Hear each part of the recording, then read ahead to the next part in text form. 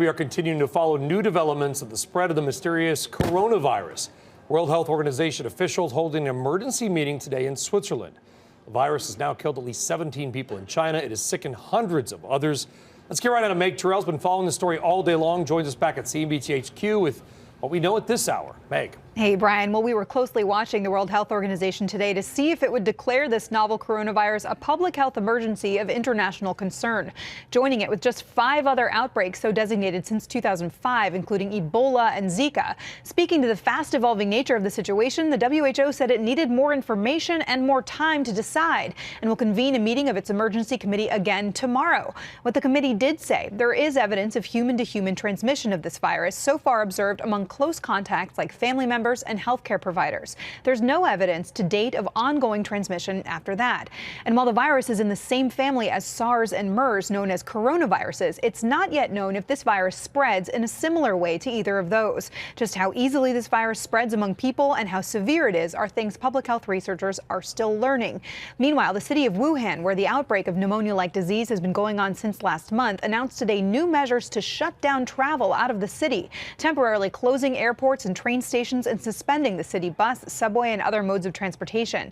No small moves for a city of 11 million people. And some public health researchers like Rebecca Katz at Georgetown have raised concerns that those actions could push people to avoid authorities and possibly spark panic. The WHO, though, commended the cooperation and openness, at least from China, in its information sharing. And of course, we'll be watching for more news from that agency tomorrow. Brian. All right, Meg Tirrell, thank you very much. Let's talk more now about the growing threat of the coronavirus. Joining us now is Dr. Mehmet Oz, obviously host of the Dr. Oz Show, among other things. And, Doctor, it's a pleasure to have you on. Thanks, Brian. We've got a lot to get to. Let's start with this. What do we know, and how worried, if at all, do our viewers have to be? Well, they need to be worried, but I don't think the WHO was making a mistake when they decided to stall for a little bit. Here's the deal. Meg said the right thing. We don't know how fast it's actually transmitted from person to person. Actually, on my show later this week, I have Ming Tsai, the great Chinese chef, actually in a food mart, showing how this virus probably got started. So there's 2 problems for me. First is, how did it actually come to humans? And could that happen again and again and again? And SARS, if you remember, 2002-03, cost China $50 billion. There are 800 deaths, but it's a lot of money to lose. So you've got to make smart decisions to protect people's lives, but also not paralyze yourself. And China, I think, learned a lot from what happened in 2002. This time, they're actually wide open about what seems to be going on. Whereas in 2002, they were hiding it because by the time we discovered it, no one trusted what they were hearing anymore. So that was a smart move. But when we go into that food market, you'll see that when humans live in close proximity with wild animals, and this, we believe, started at a fish market that had a lot of live animals and creatures in it. And so humans are in close juxtaposition. The virus can jump into a human. And some of these coronaviruses, SARS was also a coronavirus. It's called that because it looks like the crown. Little crown pits coming off of a virus. Once it gets into us, sometimes it gets weaponized, basically. It can pass from person to person to person. And how fast it gets passed is part of the equation. So how deadly is it, and how often does it spread to the person Well, next? SARS was deadly, as you just said. SARS was bad. MERS was even deadlier. MERS was even worse. Again, we look at the civet cat, we look at swine flu. A lot of this is animal-borne. What do we know about the treatment? Again, is it if you are already ill, if you're already in a weakened state? Is this survivable? It's definitely survivable. Even MERS, which is the most aggressive, they're all coronaviruses, was a survivable problem. If in the folks who have passed away from the virus this time around, they're also generally more frail. They have risk factors for illness. It's not taking out young, healthy bucks from the population. And so that's something to keep in mind before everyone starts panicking. But for what Brian just said, right now it looks like a mortality rate of 5%. So SARS had a mortality rate somewhere around 15%. MERS was 30%. Right. What are the odds that are we so early? Can we put any stock in the fact that it's a 5% mortality rate, or can that jump? Much too early. Much too early. The bigger issue now, because information travels so quickly and we have so much better technology, is can we actually slow the spread? Is it possible, for example, if you're looking at heat sensors, which are now being done at JFK and a bunch of other airports around the country, will they really work? And part of the problem is it takes a couple days to actually express the illness once you get the virus. So I don't have high hopes to stop that. And what makes that early is also very important. You start to breed a panic. People start to think, I got to get out of here real quickly or else I'm going to get caught up with all the virus people. This is not leprosy. Generally speaking, you'll probably be okay. That stated, nobody wants to come down with an illness that we don't have a cure for because we can't cure the common cold yet. And this is of that same family of viruses. What's the incubation period for this? We believe it's 4 to 5 days. So if I get off a plane in Seattle, like happened today or yesterday, and I have the virus, well, I mean, everyone on the plane. And when you sit on a plane, it's not the person next to you gets sick. It's the person diagonally related to you, because that's why the air is circulating the way it does. That's why I always tell my friends, if you're on an airplane, do two things. Take the air module and aim it at your chest so it clears away all the droplets of material that may fly towards you, and clean the armrests and the table, because the virus can live there for quite a long time. That's comforting. Comforting. You know, and I understand. You're welcome. You know, I understand there's a reason to assuage concerns. The president was on today, and I'm paraphrasing, so forgive me, but he said, it seems like we have it pretty well contained, and it doesn't seem to be a big deal. It sounds, though, over the last 6 hours, it's become a big deal. So my question is, do you think consumer behavior is a huge thing? This economy is 73% driven by people buying things and flying to places. Is this in people's head? Will it get in their head at some point and say, maybe I'm not going to get on that plane to Seattle? Without question, it gets in your head, and for good reason, because that's one of the ways these viruses get spread. That stated, I don't think this is the virus that we should be petrified of. We're going to find out over the next couple of days. But the fact that it can pass from an animal, a virus like this can pass from an animal into a human, and more humans are next to more animals, especially in places that are crowded like China, means we're going to have more and more of these faster and faster. And so we need to have a rapid response team. Identify quickly, that was done. Countries speaking openly, that was done. Now we got to find out solutions as early as quickly, because we don't have a solution to the common cold. And we ought to be able to build vaccines faster than we currently can. And right now, the best advice you get from anybody is wash your hands and don't cough at people. That's the same advice we would have given 100 years ago. That's a cheap vaccine. Thanks. That was nice. Yes, well, yeah. But so without, yes, as you probably should. So to extend on Guy's question, and we don't want to put an economist hat on you, but I bet you could probably do a good job. I went to business school, believe it or not. I do. You have all the degrees. No, he's got all the tickets. Degrees. The good doctor has got all the tickets. And the question is, you articulated China, who spent $50 billion on this. Is your sense, with technology, with the communication that we've had, people have overreacted on an economic impact perspective on this before? We've seen it with all the other diseases we talked about. Am I putting words in your mouth to say that you think that actually this is not going to be the big one? I don't think it's going to be the big one. We don't know for sure, so I don't want to give people false hope, but I believe we'll get ahead of it. The economic impact may still be there, because emotionally you're still thinking, well, am I going to make that extra trip? Am I going to bother making a deal happen where right now I just sit back for a couple months and then time passes, the windows are altered? And I do believe we'll have more of these. The good news is, as we get better, and I know the science around this, better and better at finding these viruses quickly, identifying why they happen, and then getting ahead of them, the economic impact should shrink, not grow.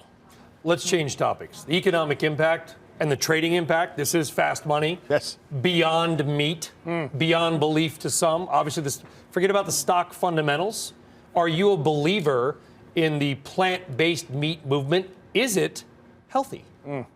So two different questions that I mean to pose here. So the first is, do I believe in these new generation vegetarian meats?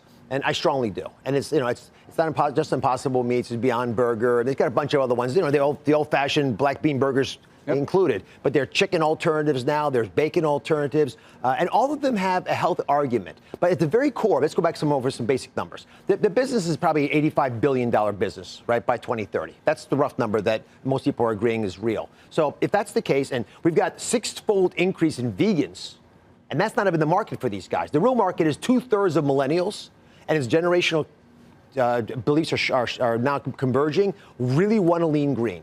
They don't want to be vegan, but they want to lean green. They'll eat something with a face once in a while, a little meat, little steak, right? Right. But they generally don't want to eat things when you put it like that, I might stop. That's right. But do they think it's healthier, though? Hello, this is loaded with saturated fat, more preservatives, more sodium. I love you. It's perfect. Exactly it's right. Crazy. All that stated, everything you said is correct, and there's no fiber in meat, so it does have that one benefit. Right. But across the board, if I compare these new alternative chickens to old-fashioned chicken, there's no real difference, right? They basically match up, because how you cook the chicken is what makes it good or bad for you.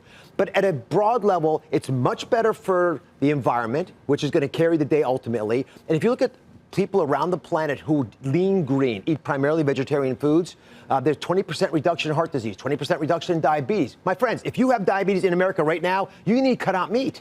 And that data is out there. We should just be sort of taking advantage of that insight. Chronic illnesses drop back. Our big program this year, the most successful New Year's program we've ever made is called System 20. It was all about lean and green. So greens and beans, and the protein comes from a bunch of sources. You can eat meat, just not every day, 3 times a day. And then you have to intermittent fast. You got to skip breakfast, which is the one thing I'm asking people to do. Because wait, I thought breakfast was the most important meal of the day. 20 years ago, we had to eat a bowl of Cocoa Puffs. No Lucky Charms? That was an advertising pitch, and it's 100 years old. Yes, they're trying to sell us products. Wow. That was dogma that was left over and never really had a found medical foundation. You got to eat when you're hungry. You eat when you're hungry. Now, kids don't have a choice because they can't eat when they're hungry at 10 o'clock in the morning. So they have to eat breakfast, and that's the one place I'll make an exception. But for the mere mortals around this table, you should not get up and eat breakfast because you're probably not hungry when you get up. Listen, our ancestors woke up, there was no food. Way, so we're a trading show. What's interesting about this is we'll drive home or watch TV tonight, right? You're going to see an ad. The fast food industry, and I'm not knocking them, they're trying to create a fourth meal. Forget about breakfast, lunch, and dinner. They've introduced the snack at like 3:30. You're supposed to get some sort of a wrapped type meat product. Actually, I'm okay with that. Here's what I would do if I were you. Seriously, and I didn't learn this from doctors. What's your favorite fast food restaurant? If you had to go, I'm not going to go there. But come on, you're going to hold me out. But if I learned this actually from actors, you know those they look like gazelles around those award shows. They don't just back into those bodies. They actually, many of them, intermittent fast, which means you eat your food from 11 in the morning until 7 at night. A couple reasons. One, if you finish your meal at 7. Then by the time you go to bed at, say 11 o'clock, you're not that hungry. But by the morning, you're fasting. You haven't eaten in 12 hours, which means your body now shifts the metabolic switch. It flips it. And no longer do you feel hunger. So going a few more hours is actually easy. It improves your endurance. Because go back, what happened 1,000 years ago, 10,000 years ago? We woke up, there was no food in front of us because no one made the breakfast table when you're sleeping in the cave. Mm-hmm. You go out and you stalk your prey. Your endurance improves. Your mental focus is better. You happen to lose weight. Like eating the same number of calories over 8 hours versus the American average of 16 hours, still you won't gain as much weight. So it's not just calories in. To your point about extra meals, I'd rather you have a big lunch, a big snack at 3, and a reasonable sized dinner at 7, and skip breakfast. Compress the meals. We got to have him on like once a week. More information here than we've ever. Well, so you did an Ironman. You dropped a lot. You looked great. I lost 48 pounds. And he gained 68 back. He looks great. I want to quickly turn it to media now. And I know it sounds a little bit odd. We had Netflix out last night. Listen, Dr. Oz, I mean, you're sort of one of the kings of all media now. You've done it right. You've figured it out. What is the future of digital media? Small question. You got 30 seconds. Go. Bright as it could possibly be. I learned the business from Oprah Winfrey, who was my partner on the show, and I learned it on her show, Oprah University. Probably the ultimate master. And her goal was pretty straightforward, but pretty simple. You focus on the viewer always. Never, ever compromise that. That's what you try to do on the show. And when you do that over and over again, whatever medium you do it in, they'll follow you. So although I'm obviously a television show, and we're in our 11th season, and I'm proud of our success, the ultimate transition into digital media continues to occur. So I've got to meet people where they are, as you do. So digital media will continue to grow. We'll get smarter in customizing it. There's a company called ShareCare that Oprah and I started that has all your health information in one place. The future for me is artificial intelligence avatars in your pocket with tools like ShareCare, giving you coaching about what you're doing this very second. And when it's not working, turn you on to the healthcare system. If we connect the healthcare system to people when we need them to be connected, we'll save money. And I've been having all the Democratic candidates on my show. Tom Steyer's show I just taped now will air tomorrow. But same basic story. The American College of Physicians is recommending universal coverage, government-paid coverage, right? One of the biggest doctor groups. I think the solution is getting people to have a doctor they trust. And if you don't get a doctor you trust for cheap, and it's hard to do, it's actually in here. This can give you the coaching you need and answer those quick little questions, curbside consults, that will take you in the direction you want to be. And that will make everything easier, save us a ton of money, deal with some of the obesity crisis we have, because we deal with obesity, there's no healthcare crisis anymore. If we don't deal with obesity, no healthcare plan will work. You can't even talk about it. It becomes politicized immediately. Yeah.